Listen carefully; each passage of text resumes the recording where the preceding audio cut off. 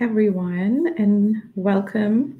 My name is Pallavi Pant, and I work at the Health Effects Institute, where I lead our Global Initiatives program. I've been working in the air quality space for several years now, so really looking forward to this Q&A and hearing about your questions and trying to have this conversation around air quality trends around the world. One of the things that you may know that HAI produces is the State of Global Air report. This is an annual report where we try to present trends in air quality, including different pollutants like fine particulate matter or PM2.5, nitrogen oxides, ozone, etc., and look at how these trends are changing over time, what the health impacts associated with these pollutants are, and how the trends for those health impacts are also changing. We are very excited because we will be launching a new version of the State of Global Air report in a few weeks' time in October, so stay tuned for that. But today's session is really just to answer questions that you may have, hear from you on what air quality levels look like in your part of the world, wherever you may be joining from. If there's any interesting or exciting initiatives that are underway to address air pollution, if you are involved in any projects where you're trying to address the air pollution problem in any capacity. So we'll maybe give it a minute, and as we wait for people to join in and share their thoughts, I wanted to bring up just a couple of images from different cities in different parts of the world. It's almost the beginning of October now, and in many parts of the world, it will be what we call the pollution season, starting soon, including in parts of South Asia, and then as we get into the winter, also in Central Asia and parts of Eastern Europe. And then in Southeast Asia, it also tends to be pollution season because we have a lot of burning, which results in air pollution in different countries across Southeast Asia.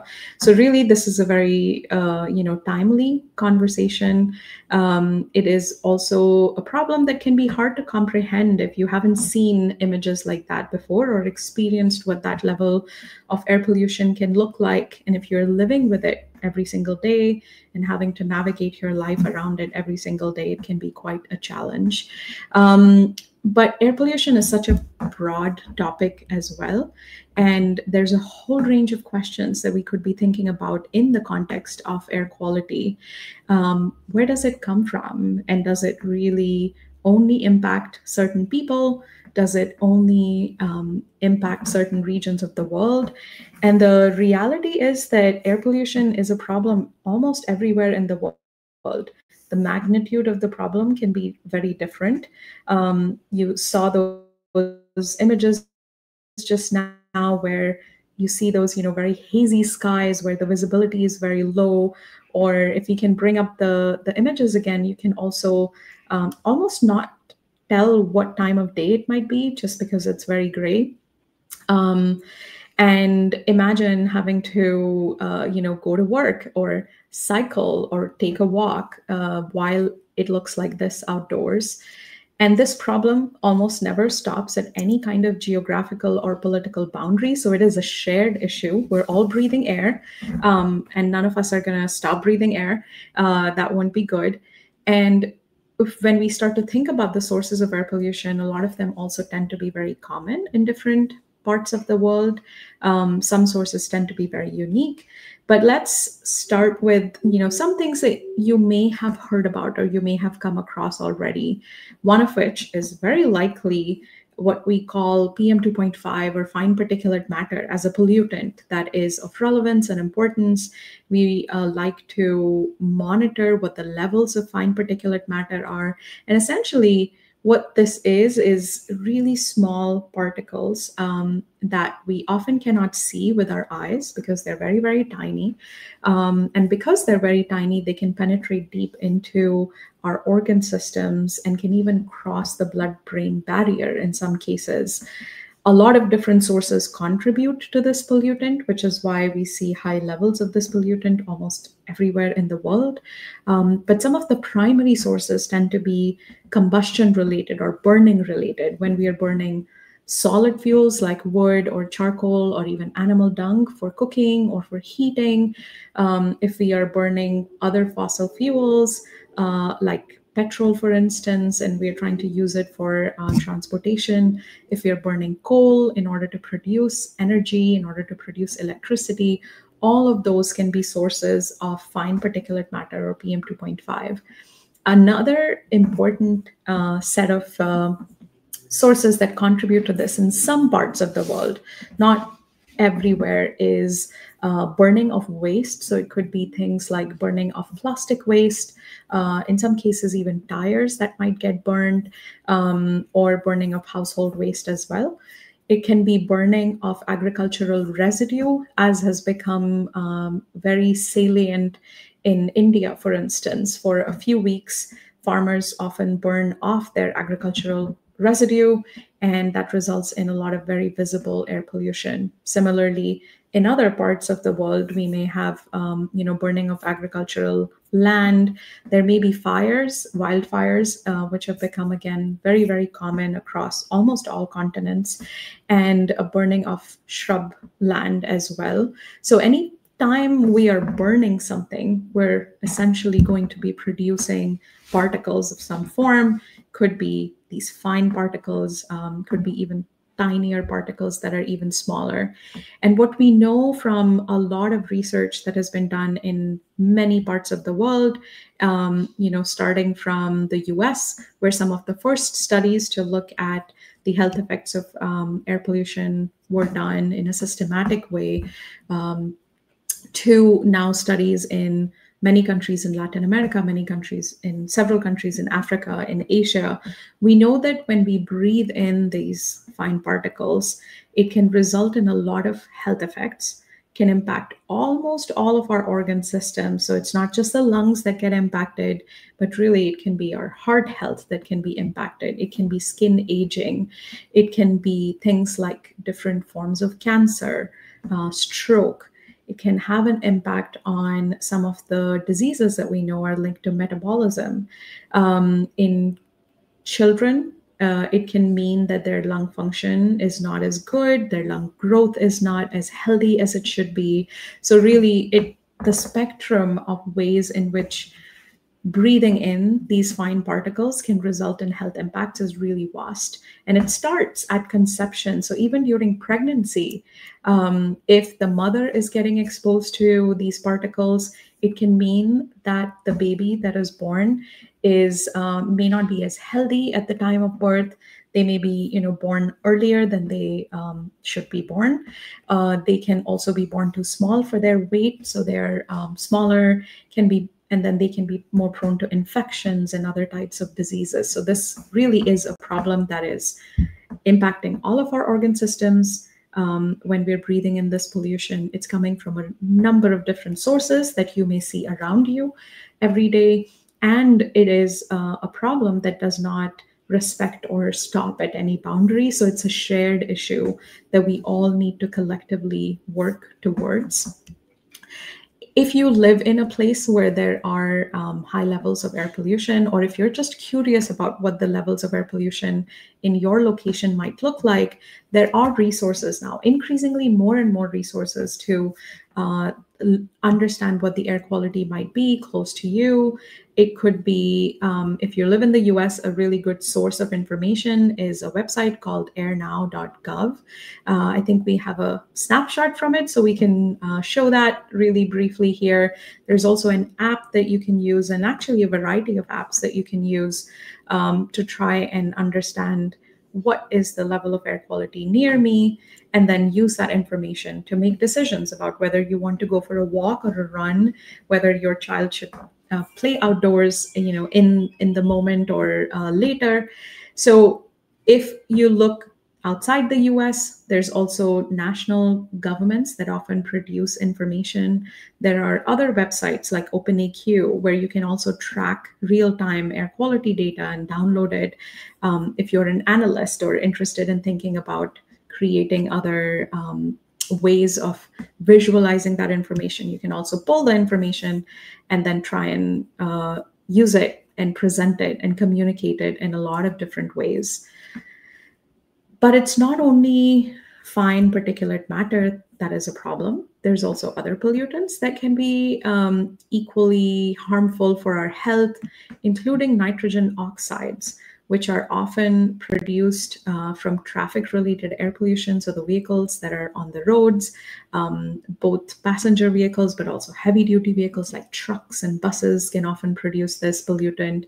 We also see emissions of nitrogen oxides when we create or when we generate electricity and in industrial applications. So essentially, when we're using any kind of fossil fuels for burning and combustion, we can see production of nitrogen oxides. And one of the interesting things about nitrogen oxides is also that not only are we emitting it into the atmosphere, so it's there and we can breathe it, we can have a number of health issues related to that. But in the presence of sunlight and other chemicals, these nitrogen oxides can transform to create new pollutants. They can, be involved in the creation of ozone, which is what we call a secondary pollutant, essentially something that is not emitted from a tailpipe, it's not emitted from any smokestack, it's not getting released in its original form from a particular source, but it's forming in the atmosphere and the air around us with the right pollutants and in the presence of sunlight. So something to really be thinking about also when we are thinking of air quality management. How can we manage air quality in a way that we don't inadvertently change the balances of these different pollutants? And nitrogen oxides too, increasingly we know, are linked to a variety of health effects. There's issues like aggravation of asthma. If someone already lives with asthma, can also result in development of asthma in people, both in children and in adults. Repeated exposures or continuous exposures to nitrogen oxides can mean that you develop asthma over time. And there's also studies that link it with long-term exposure to nitrogen oxides with other health effects. One interesting or really important and sobering fact related to nitrogen oxides in particular is in London a few years ago, a 9-year-old girl who had asthma unfortunately died during one of the asthma attacks and had really bad exacerbation of the symptoms. And over the course of the next few years, there was a lot of work done to understand whether air pollution was the reason that contributed to or resulted in her death.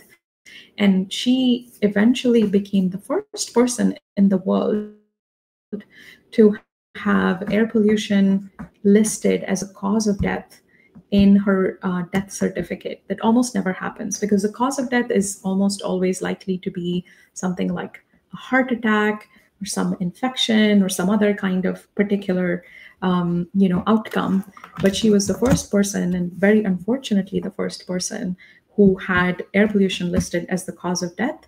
But as a result of this development and also her mother's really relentless advocacy and demand for action, there's a lot more awareness now around the fact that exposure to air pollution, especially nitrogen oxides, can really mean exacerbation of asthma and can mean that we need to be thinking about this when we think about patient care and patient information. What do people need to be given information about? What do we need to track?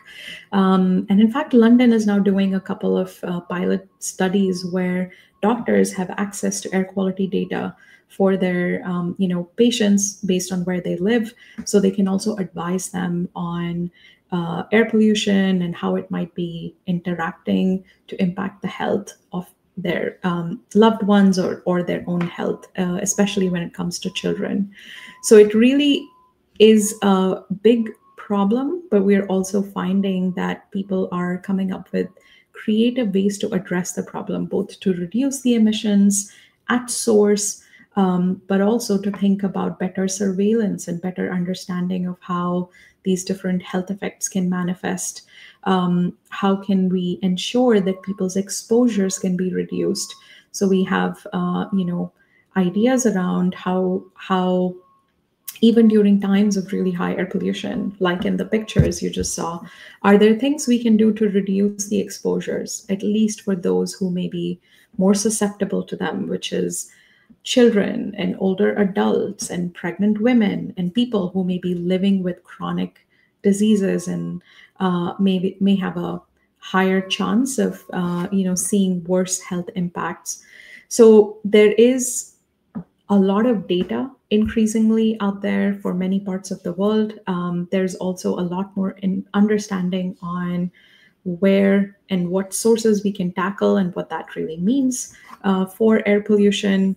And one source in particular that is continuing to be a really big problem in many regions is household air pollution, or when people cook with solid fuels like coal, charcoal, wood, animal dung. Depending on which part of the world you look at, people may have a different mix of these fuels that they're using for cooking. But when we cook with these fuels, it's often very inefficient combustion. So there's a lot of pollution that can be produced. And all of the health effects that we were talking about earlier, ranging from impacts on our lung health, our heart health, impacts on children and newborns, to even cataracts. We know that exposure to household air pollution can result in all of those respiratory infections, which are still very common in parts of Africa and some parts of Asia as well, have been associated with exposure to this type of air pollution. So this is a problem, or this is a source that also connects to issues like energy access, because in many instances, people that are utilizing these solid fuels for cooking are also people that do not have access to electricity. They may not have cleaner ways, they may not have access to cleaner ways of cooking. So we need to be prioritizing getting access to clean energy to as many people as quickly as possible. And there's efforts underway to do that. But I think this source exemplifies a little bit what it means to be thinking about air pollution in a more comprehensive way. Yes, we need to be reducing sources of air pollution, but we also need to be thinking about, how that intersects with well-being of people, improving quality of life, addressing the social aspirations that people may have, and enabling equal access to the resources that we all have available, that we all take for granted. If I turn on the lights in my house, I almost always know that the light will go on. But there's many millions who do not have that option. So increasingly, solutions are starting to look at how do we comprehensively address these different problems. And we're finding that many countries are coming up with creative ways to address the issues. Could be financial incentives, could be better provision of things like public transportation. So I'm curious if there are specific solutions to air pollution that have been successful where you live or where you are, and where you think there may still be challenges in addressing some of these sources as we go. I am trying to see if there's any questions coming in. There's a lot more that we're going to be sharing also with our upcoming State of Global Air report, which will be out in a few weeks. And we try to highlight there not only the trends in air quality and health impacts, but also where we're seeing success, where we're seeing progress, where we're seeing interventions that are likely to bring down pollution levels. We've seen, for example, in case of China, in the last decade, almost a decade, a little longer perhaps, that there has been a very, very steep decline in levels of air pollution, especially fine particulate matter or PM 2.5. And that has happened as a result of a comprehensive set of policies that were introduced. And we will be looking at what other countries may learn from that experience, or what we can try to implement in the contexts where similar interventions are needed. So stay tuned for that. And we will continue to do some of these live Q&A sessions with specific people. And if you are joining us live, thank you very much. If you have other questions or ideas for these live sessions, please get in touch. We would love to hear from you.